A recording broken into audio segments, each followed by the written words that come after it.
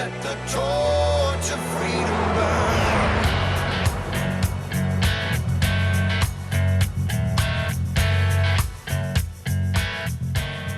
This is the intersection of faith and the culture. It's WallBuilders Live, where we talk about today's hottest topics on policy, faith, and the culture, always from a biblical, historical, and constitutional perspective.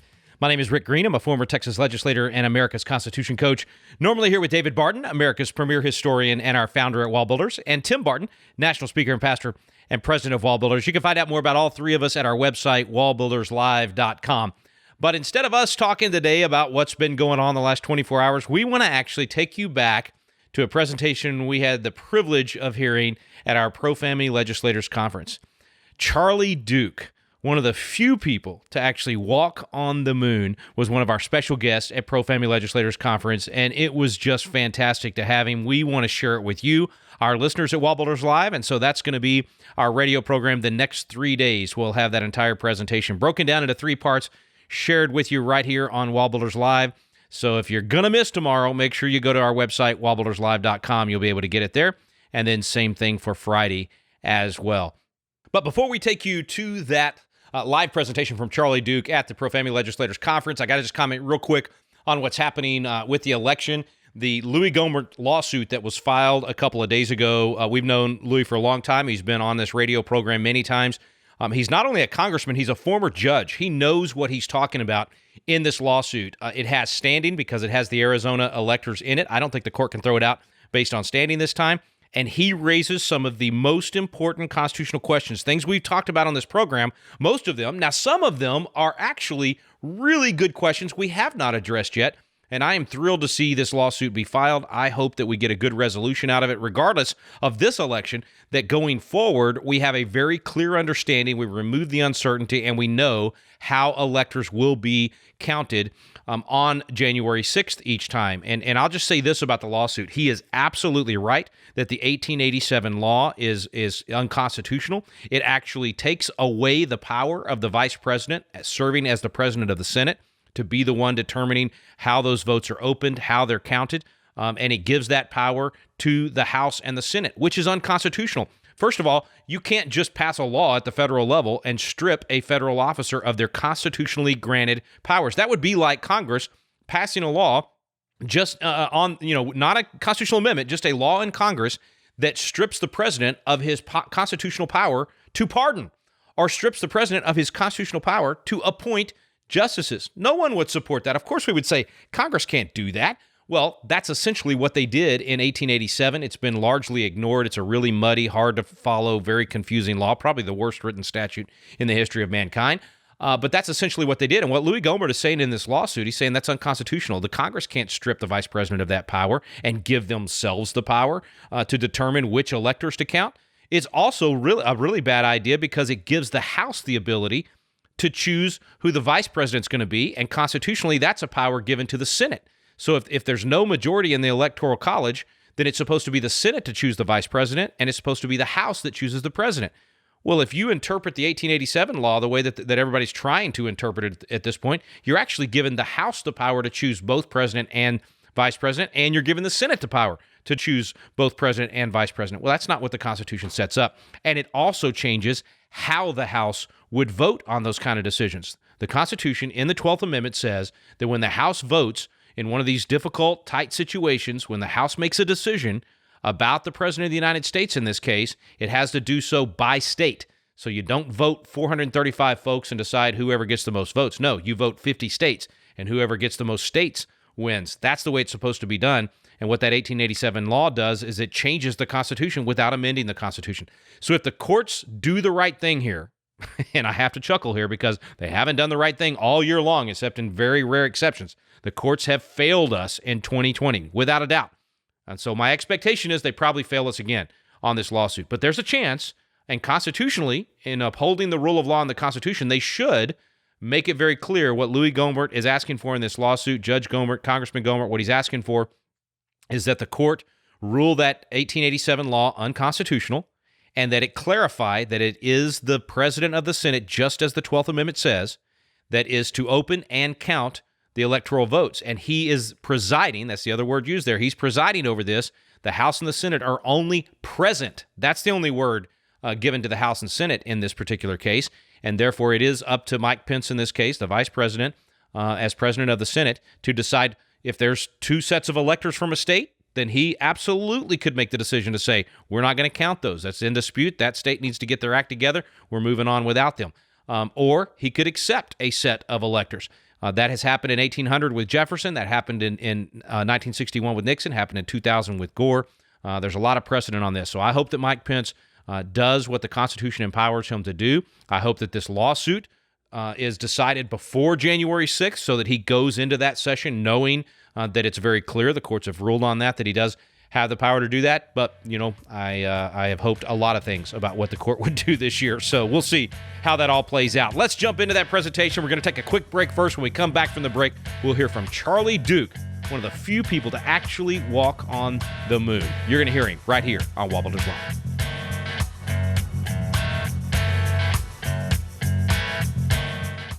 Have you ever wanted to learn more about the United States Constitution, but just felt like, man, the classes are boring, or it's just that old language from 200 years ago, or I don't know where to start? People want to know, but it gets frustrating because you don't know where to look for truth about the Constitution either. Well, we've got a special program for you available now called Constitution Alive with David Barton and Rick Green, and it's actually a teaching done on the Constitution at Independence Hall in the very room where the Constitution was framed. We take you both to Philadelphia, the cradle of liberty in Independence Hall, and to the WallBuilders Library, where David Barton brings the history to life to teach the original intent of our founding fathers. We call it the Quick Start Guide to the Constitution because in just a few hours through these videos, you will learn the Citizen's Guide to America's Constitution. You'll learn what you need to do to help save our constitutional republic. It's fun, it's entertaining, and it's going to inspire you to do your part to preserve freedom for future generations. It's called Constitution Alive with David Barton and Rick Green. You can find out more information on our website now at wallbuilders.com.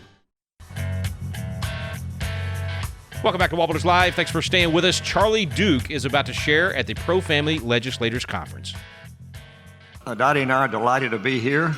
It's first legislative conference we've attended, so it's a real honor for us to be here and to be part of this morning. And thank you for the opportunity to share my story.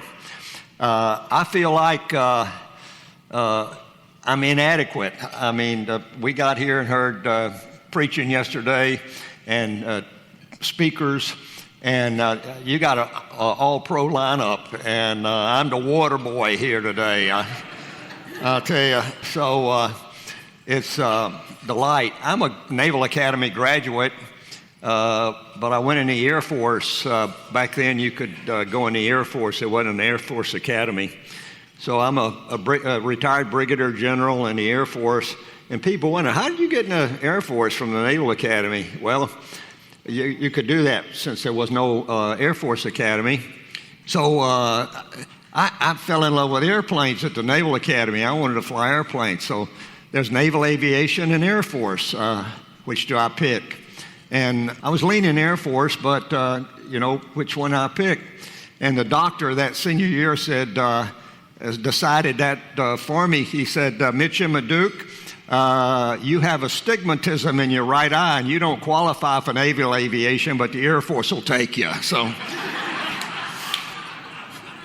So I ended up 29 years active in reserve in the United States Air Force, and a great career.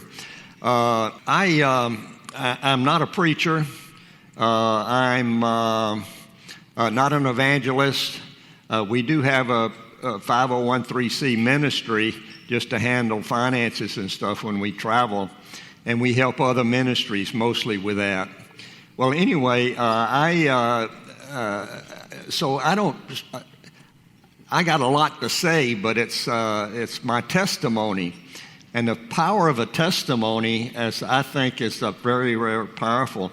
And Jesus says, and you shall receive power when the Holy Spirit comes upon you, and you shall be my witness. Well, it's hard to be a witness if you don't say anything. A lot of us a powerful witness by just your life, and people look at you. How are you so calm? How are you so peaceful? How do you have such joy? And all of those things. And we get a chance to tell them how we have that from Jesus. And so with all that I have to say, I wanted to tell a little story. Many of you know Danny White. He's a friend. And we were on the same program one time, and he tells this story about this preacher that's going on and on and on and on. And he just, in the second or third row was this little 5-year-old girl with her grandmama. And he's just preaching on and on and on and on. And the little granddaughter looked up and whispers, "Grandmama, what's the flag for behind the preacher?" And she said, "Oh, that's to honor those who died in the service." She says, "Was that in the 8:30 or the 10:30?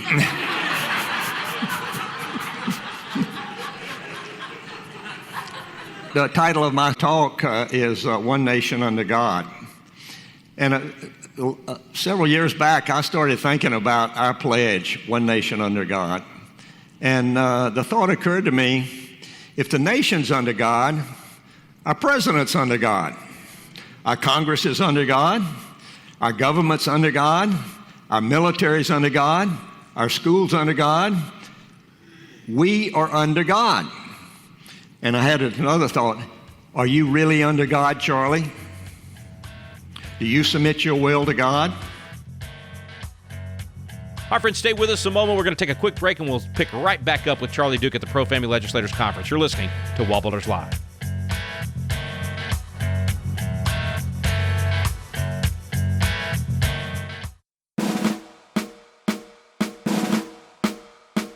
This is Tim Barton from WallBuilders with another moment from American history. The Second Amendment to the Constitution, which guarantees to every individual the right to keep and bear arms, has been targeted for years now by those who are determined to dismantle the individual right to self-protection. Opponents argue that only the militia, the military, and law enforcement are to have and use firearms. But those who wrote the Second Amendment strenuously disagreed, including founding father Richard Henry Lee, a signer of the Declaration, a president of the Continental Congress, and one of those who actually framed the Second Amendment. He declared, "To preserve liberty, it is essential that the whole body of the people always possess arms and be taught alike, especially when young, how to use them." For more information about Richard Henry Lee and the history of the Second Amendment, go to WallBuilders.com.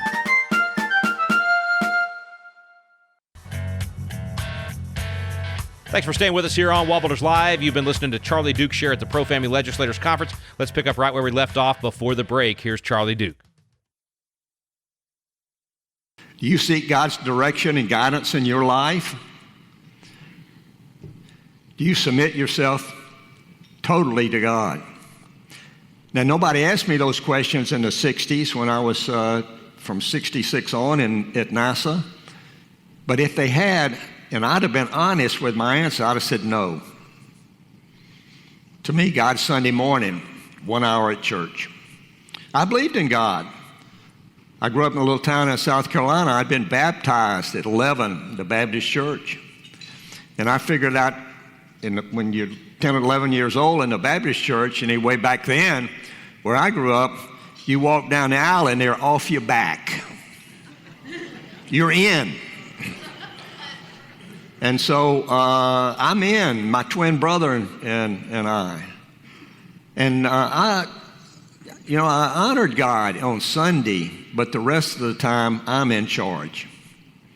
And I was doing a pretty good job, I thought, with my life.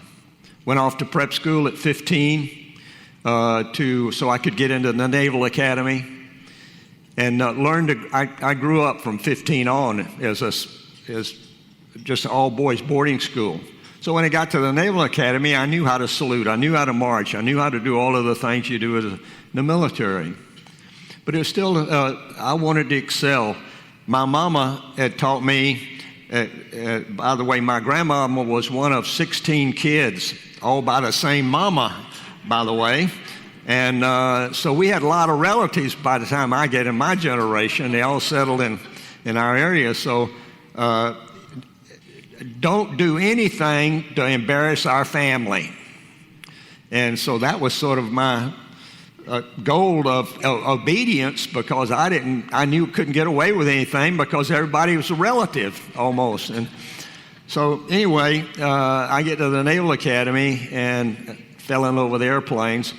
And so I started my career. I was a Naval Academy graduate, but as an Air Force officer. I was in Spence Air Base in Moultrie, Georgia, October of 1957, when Sputnik went up, the first satellite. 2 years later, I'm going to Germany, 1959. I got my wings, I'm all trained, and I'm off to Germany. NASA gets formed in 58. They picked the first astronauts in 59. In 61, I'm sitting alert in a fighter interceptor squadron at Ramstein, Germany, when Louie Gohmert went up in April 61. A couple of weeks later, May 1961, Alan Shepard, I think it was the 5th of May, launched into space, a first American.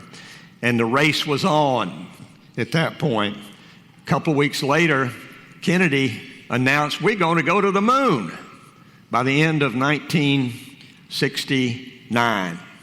That was 8.5 years. How do you get to the moon? We don't know, but we're going to go to the moon. And so we started working. I laughed at him. Yeah, sure, 15 minutes in space and you're going to get us to the moon in 8.5 years. The most amazing thing about it was 8 years and 2 months later, I'm sitting in mission control talking to Neil Armstrong when he landed on the moon with Buzz Aldrin. Couldn't believe it. How did that happen? 1962, the Air Force sent me back to graduate school at MIT to get a master's degree. And that was probably the toughest 2 years of my career, MIT. But I made it on probation most of the time. But the Air Force had mercy on this captain and let me stay. And my thesis was on the Apollo Guidance and Navigation System, which MIT had the contract to build. And so I was working on this equipment to see if what they had designed a pilot could actually operate. They didn't have any pilots at the instrumentation lab. So here we go, two of us captains, and we're working on this. Well, I met some astronauts, and they were so gung-ho and so excited about their job. How did I get that job? You're listening to Moonwalker Charlie Duke. Yes, one of the few people to actually walk on the moon. He shared with us at the Pro-Family Legislators Conference. That's who you've been listening to today. We're going to take a quick break. When we come back, we'll join Charlie Duke again at the Pro-Family Legislators Conference.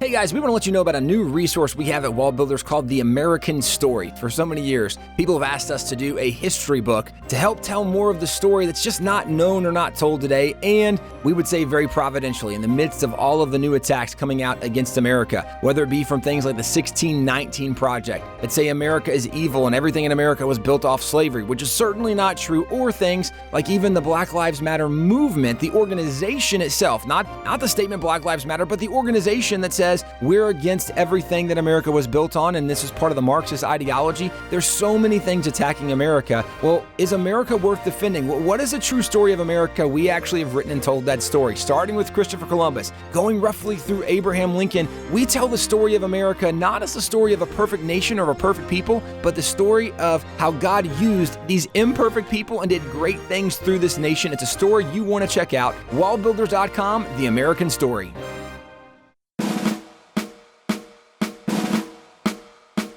This is Tim Barton from WallBuilders with another moment from American history.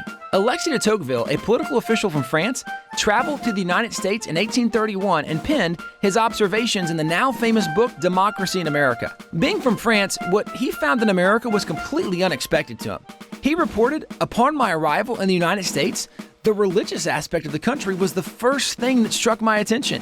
And the longer I stayed there, the more I perceived the great political consequences resulting from this.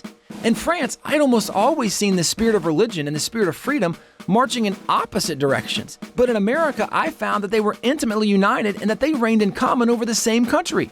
De Tocqueville recognized that it was biblical Christianity and the morals it produced that made America great. For more information about Alexis de Tocqueville and the positive influence of Christianity in early America, go to WallBuilders.com.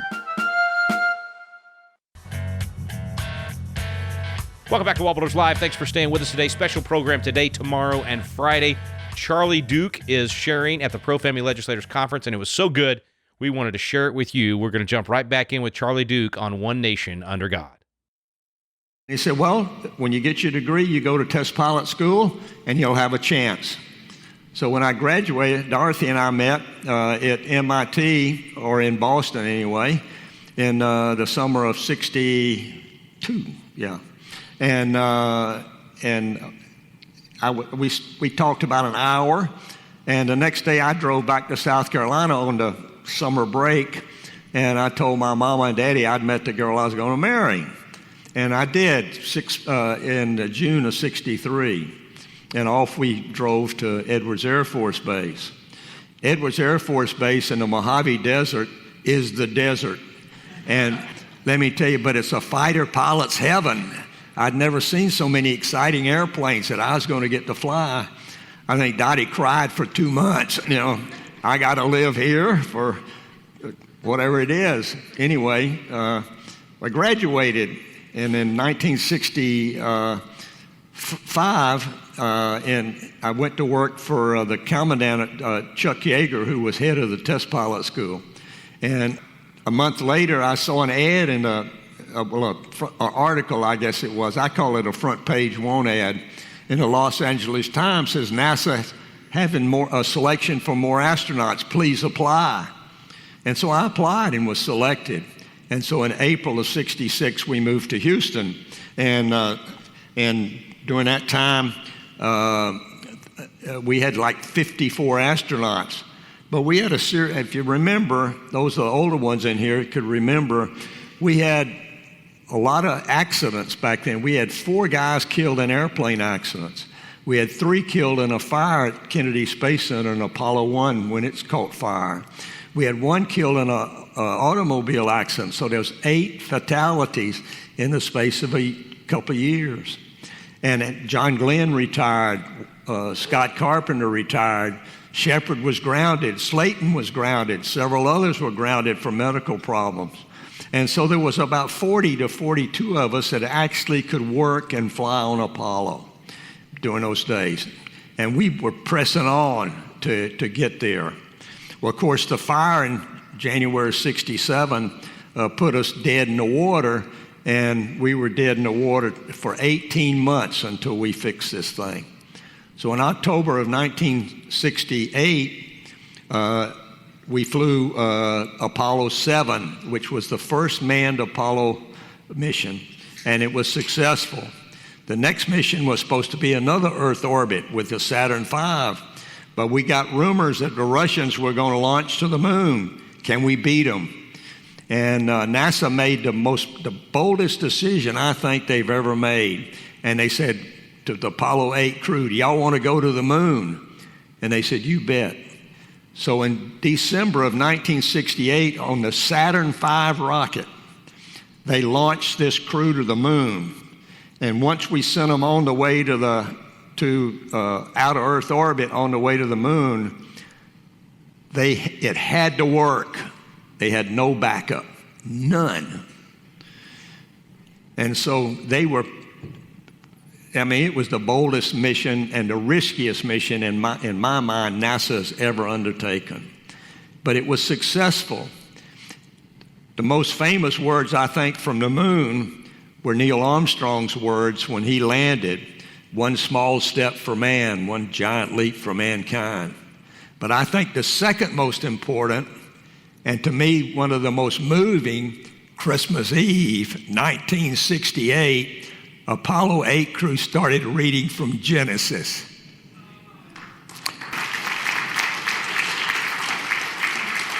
And I believe it was the first 11 verses, and they took turns reading.